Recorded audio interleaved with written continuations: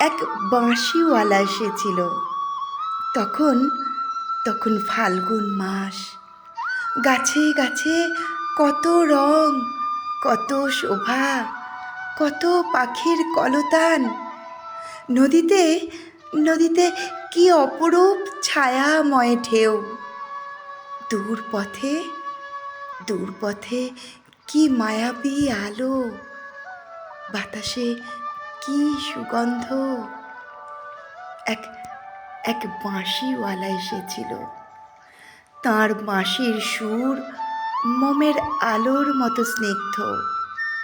তাঁর বাঁশির শব্দ পাতা ঝরার মতো পেলব।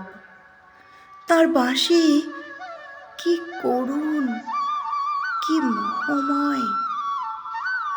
সে এসেছিল। জানালার পর্দা উড়ল হাওয়ায়। দুয়ারের আগল গেল খুলে।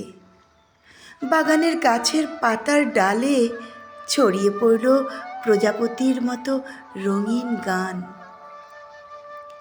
আমার তখন অনেক কাজ, অনেক ঘর সংসার, সমাজ, পরিবার, দায় দায়িত্ব, অনেক অনেক। মনটা আনচান করে উঠল ভেতর থেকে। কে যেন ঠেলা লাগালো, যাও যাও, দেরি করো না। কিন্তু কিন্তু আমার দেরি হয়ে গেল। আমার পুজো, আমার গেরস্থালি, আমার কর্তব্য, আমার আমার নিত্য দিনের ৭-১৭ ঝামেলা, আমার দেরি হয়ে গেল। যখন সব সেরে, সব চুকিয়ে ছুটে গেলাম বাইরে, বড় দরজাটারও বাইরে। রাঙা ধুলোর বিষণ্ণ পথে তখন বাঁশিটি পড়েছিল, ভাঙা, সুরহীন, স্তব্ধ। গোধূলির সোনালি আলোয় বাঁশিটিকে মনে হলো যেন এক ঝরা পাতা বুঝি।